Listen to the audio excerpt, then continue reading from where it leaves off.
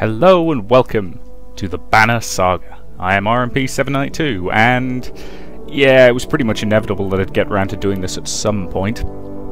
I'll freely admit the main reason I picked this game up now is that it was in a Steam sale yesterday, so I got it for about £3. Either way, I've heard pretty good things about this game overall, so... Build options... It's always annoying when there isn't an option to adjust music volume, but okay. Right. Let's check the language. Yes, we want it in English. I'm assuming anyway. Unless you want to hear me try and read the whole thing in German, but that's not going to end well. Right. Let us begin. Story in the Banner Saga changes based on the choices you make. Occasionally switch lead characters. Story involves different perspectives. Fair enough.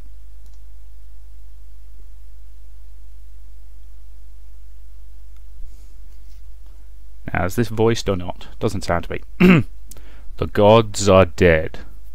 In their wake, man and giant survived through a tenuous alliance, driving black destroyers called Dredge deep into the northern wastes. Now is an era of growth and of trade. Life goes on.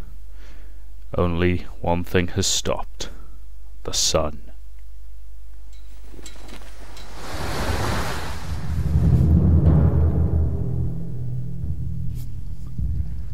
Nice ominous drum roll.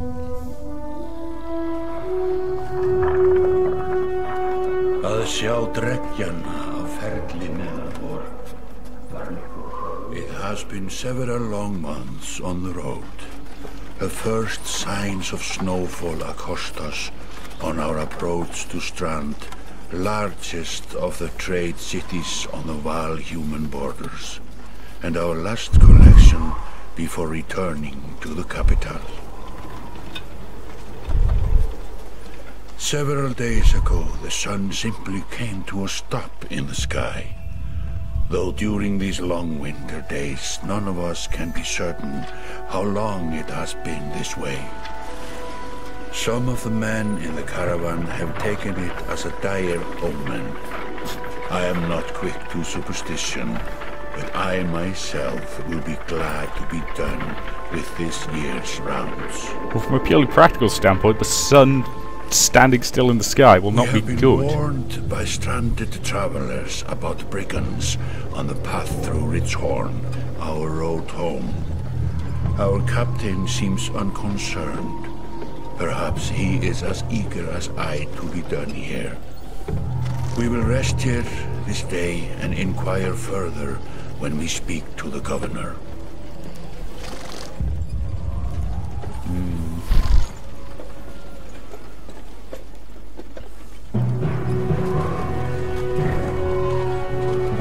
Nicely drawn, I've got to say.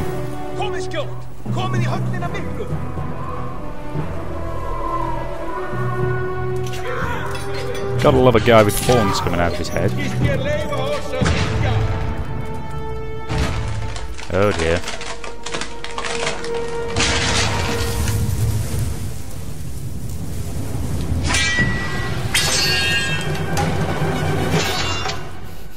Ah! The subtle approach. Okay, who are we killing and why? Context would be nice. Or not. Chieftain in red and his men looking for a tougher fight than their bone. Okay. Okay, it's your turn to act. Open comes for action. Okay.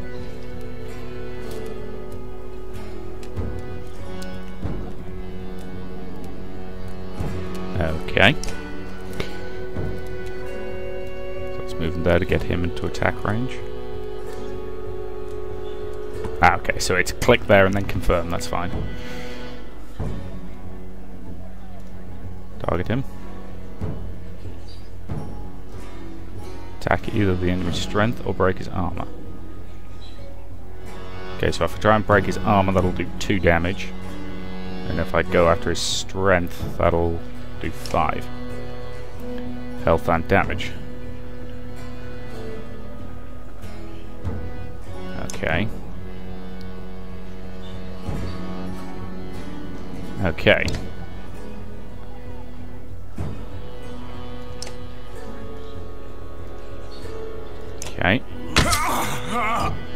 these down. Okay, so that's basically experience. Turns alternate even if you're outnumbered, okay.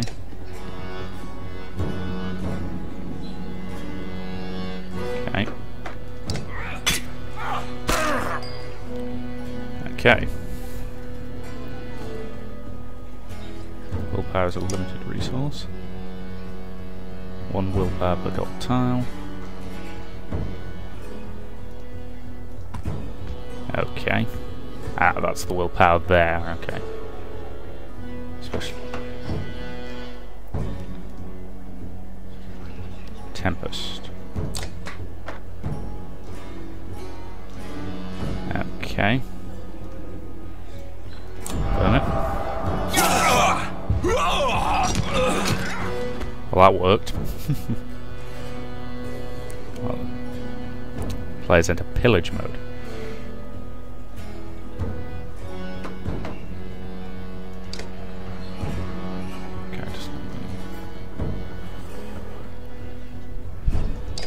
Okay, so he's regained us some willpower.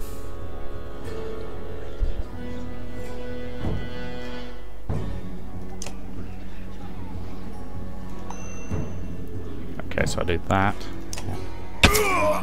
Okay.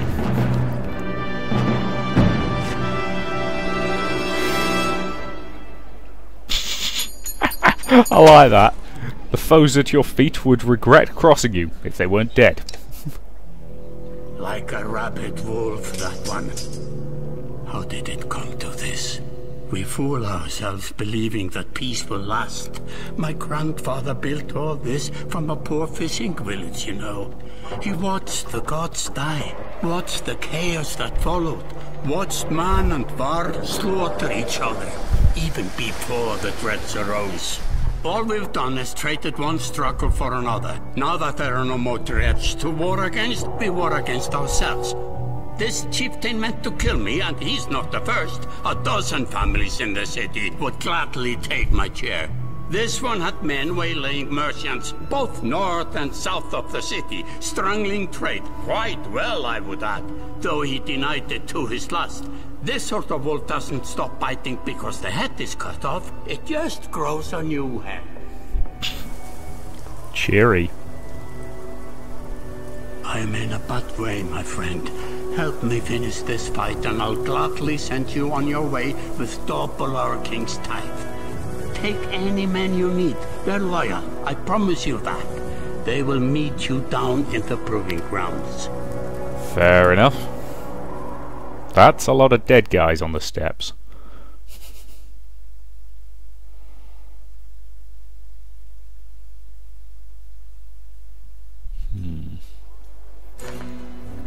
Okay. You are approached by a familiar man who walks in step with you as you're leaving the Great Hall. He cuts to the chase.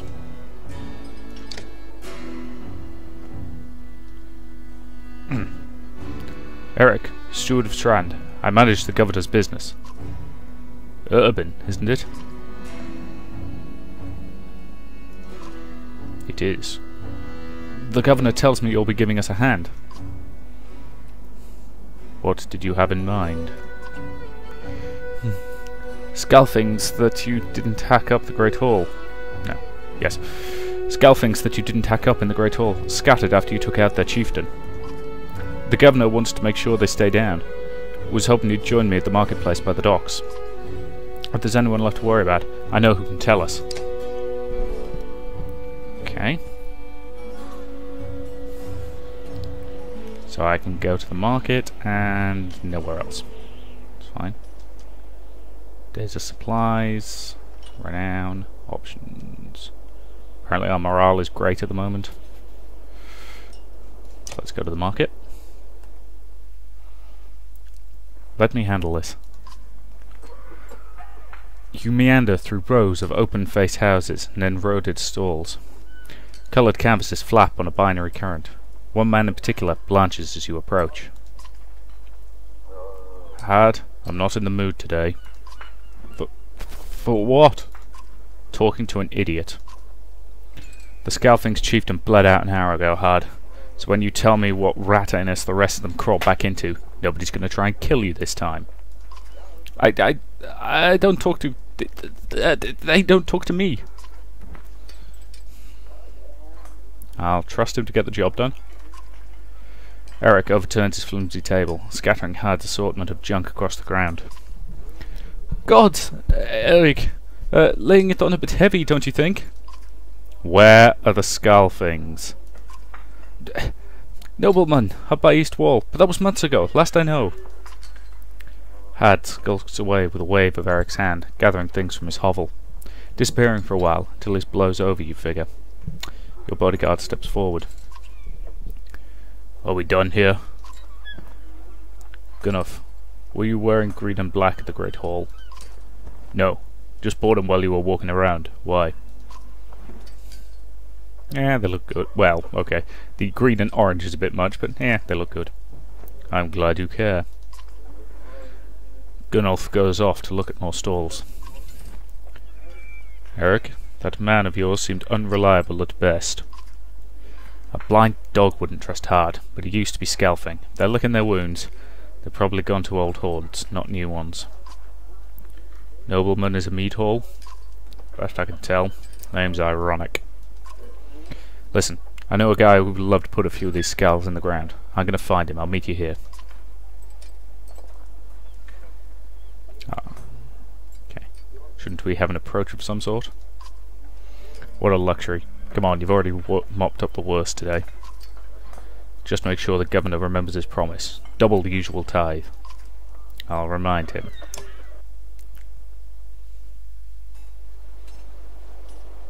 Okay, so we now go to the mead house.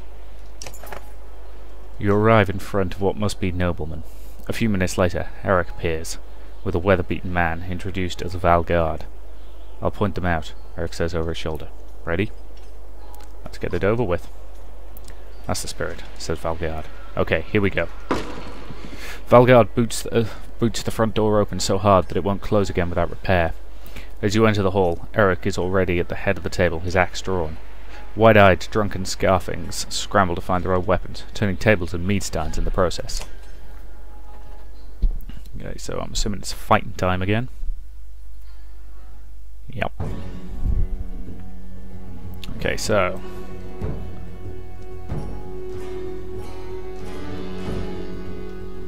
can I position these guys? Maybe? Okay, ready? So you're up first. We've got a little bit of willpower. Yeah, so he's the first one.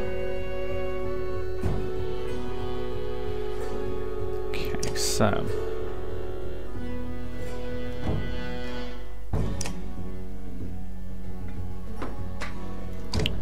let's have you move.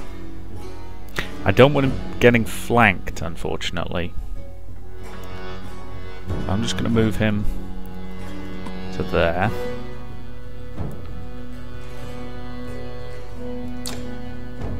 Yep, looks 3 damage per hit. That's fine. Let's do that. So that's this guy who's going to move forward. Okay. Now if we move Eric to here. Attack this guy. Not going to do much damage to him, unfortunately. So I'd be tempted to hit him with an armor strike. And back it up with a couple of points of willpower to really knock his armor down quite a bit. That guy's going to advance. Now he's going to be out of range of those guys, so I'm just going to move those 2 forward. You can't do anything, so you're just going to end your turn.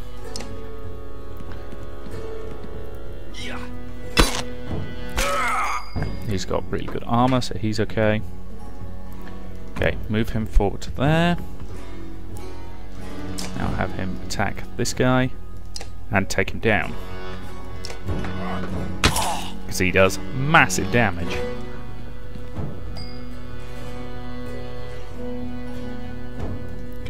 to there. We can get a flank on this guy. Attack him. And kill him. Good job. Okay. Let's get him over to there. Gives 2 willpower to an ally at range.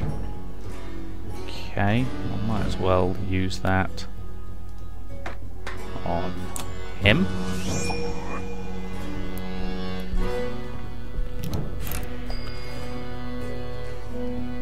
Okay.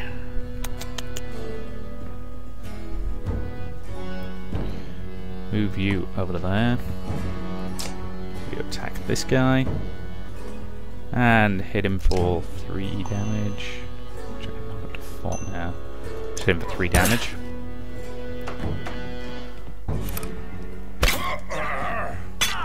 Ooh, interesting. Sort of charge through type attack. But it's now him, so I'm going to move him to there.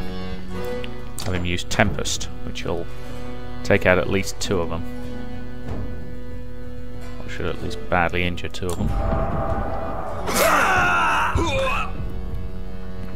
Okay, I got clipped by the edge of it. Okay. Get him over there. I'm going to attack that guy.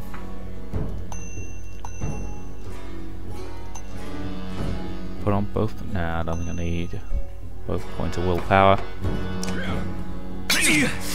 1 will be enough to badly wound him. Oh dear, they're all piling onto that guy. Or that guy, rather. He's going to have to survive 3 turns. You can't kill him, unfortunately. You can weaken his arm. Actually, no, can you kill him? No, you can't. You can weaken his armor a few points.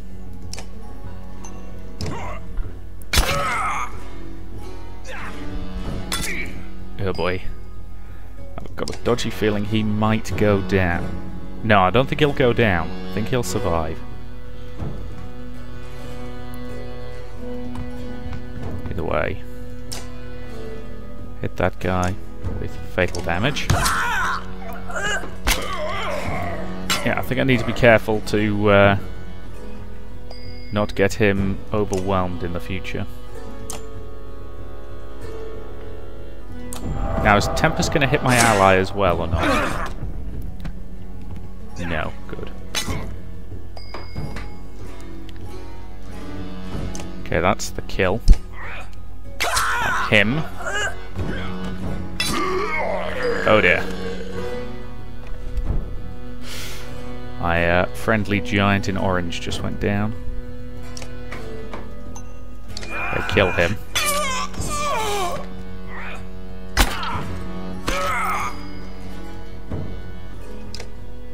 Kill him.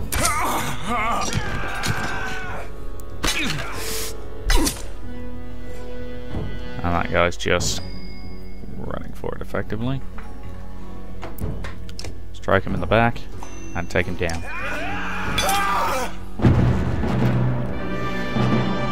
Okay, could have gone better.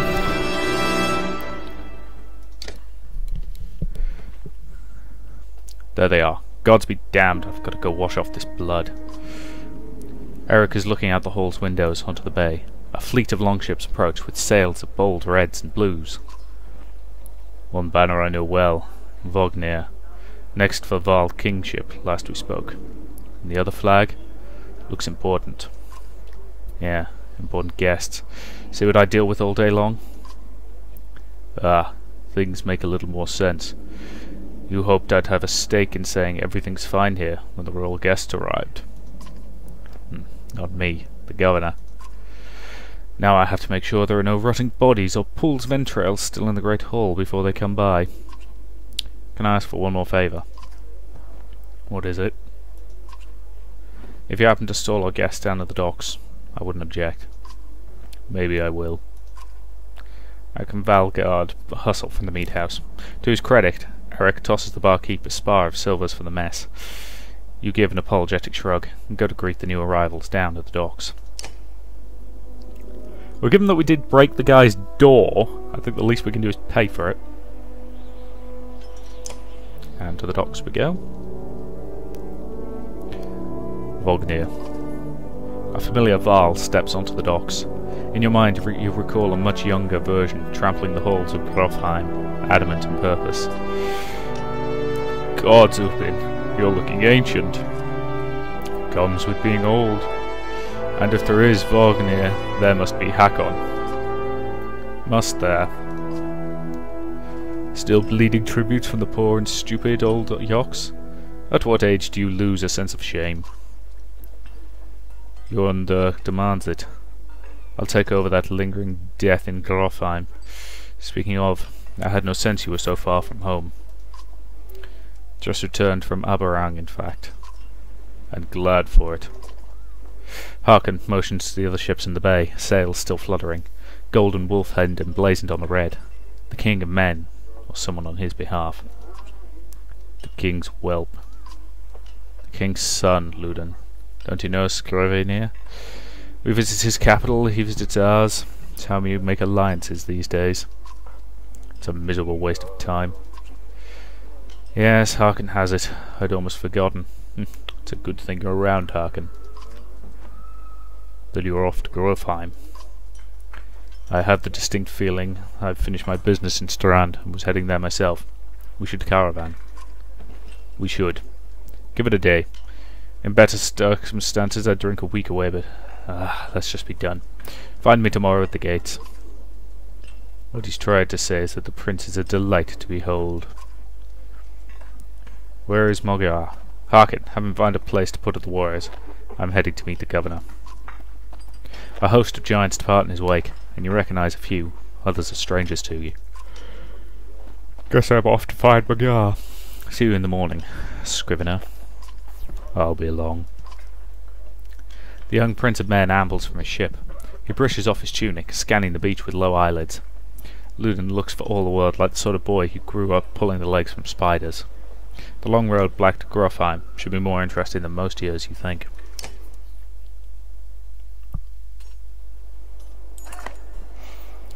Weariness suddenly settles in, and you chuckle to yourself about what an odd day it has been. One of the governor's men at the Great Hall could find you a place to sleep.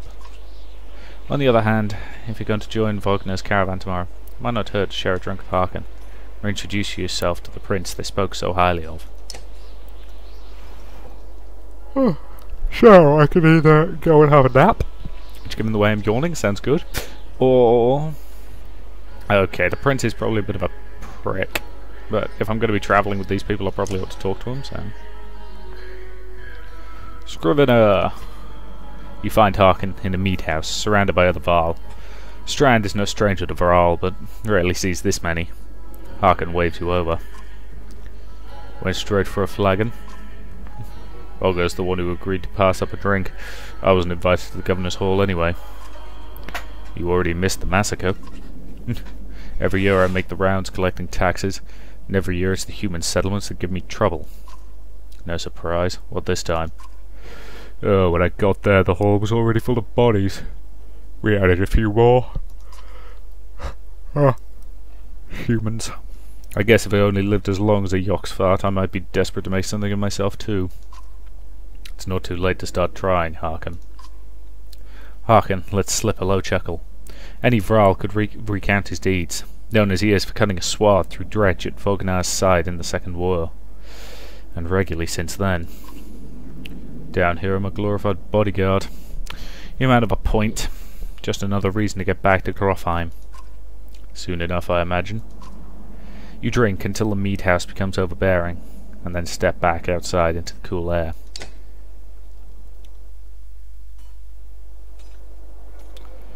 Should I go talk to the I probably should, even if it sounds like he's a bit of a prat. Is this the right place? You find the prince at an inn. Guards blanket the building, including a sharp-eyed Varl who must be working for Luden. A woman in red eventually waves you over and stands nearby, arms crossed.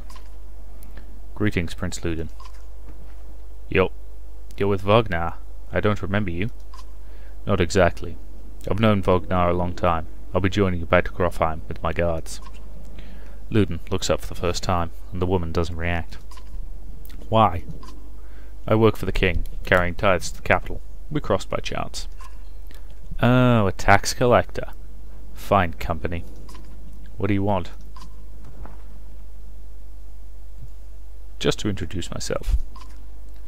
You collect taxes for the Vaal territories? True pleasure. Yes. An awkwardness hangs in the air like a thick fog, and you take the opportunity to depart. Yeah, well, everybody hates tax collectors. It's probably a bit unfair. It's probably a bit unfair to hate them just for being tax collectors, but yeah, you can kind of understand why. At dawn, you're awoken by... Let's try that again. At dawn, you're awoken by a delivery of goods. At least you think it's dawn. It's damn hard to tell with a sun that never moves. The governor's crest adorns the supply leathers. All there, just as you promised, to your mild surprise. Wonder if Eric had anything to do with that. Plus 20 renown, good. Your guards take the treasure wagon down to the gates, and Wagner is already here. A while later, Luden and his men appear, groggy and dishevelled. Magyar steps forward, Wagner's quartermaster. If you recall correctly, in charge of his unwieldy entourage of warriors. You know him only in passing, and he asks if you're ready to depart. We're ready. You follow Magyar and join the others. Usually the smaller doors set into the gates would be enough to enter or leave the city, but the town guards have been told to push them open entirely. They mutter things under your breath that are best not heard. Perhaps the governor expected you to draw a crowd, but there's nothing of the sort. Just frustrated and tired people. Summarizes Strand well as a whole, you think?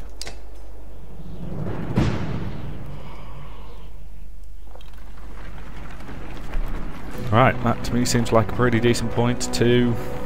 Actually, we seem to be doing something. Wow, our days of supplies have gone down quite a lot. We did have 99 days of supplies. 99 days of supplies on the wall, 99 days of supplies. Take one down, drink it down, 96 bar. Sorry. Am I heading for... Vertifil? The caravan stops for the day. A gift, says Magyar, cracking open mead cask. From our gracious friend, the governor of Strand. Hours pass with raucous laughter as the mead is passed through the camp. Ah, let's have a toast then. Toast to Wagner. You raise your drinks, toasting the alliance between man and Vaal. The others join in. Luden's expression is like a stonewall, but the others laugh at your exaggerations. Eventually, you sit down beside Wagner. Let's chat with him. Thanks for the speech, slurs Wagner. Looks like you didn't have to miss out after all. Thanks to Magyar. Thought the damn governor would never shut up. Did he give you the history of his entire family? He tried, and he asked me to clean up his mess. For your benefit, turns out. I'd have given the job to you too. God, there's no joy in politics. Speaking of, what happens after this business with Luden? Hopefully the boy goes back to Arbarang on his own, and I can take out some frustration or dredge or something. Starting to sound like Harkin. You don't care for the life of a diplomat? Don't you miss the fight, Ruben? You down your mead instead of replying. Wagner slouches and shakes his head. There's no great joy in killing Dredge. This... pretty sure this nonsense is some scheme between the two kings to force some kind of lineage. Used to be warriors would follow you for what you've done. Isn't that why they follow you now? Is it? Or is it because I'm next in line? And these lines are getting muddy, old Vaal. They've always been muddy, Wagner. Wagner stares into the campfire, lost in thought, and you leave him be. Right! That to me seems like a pretty good point to end this first part and say thank you very much for watching, and I'll see you in the next one.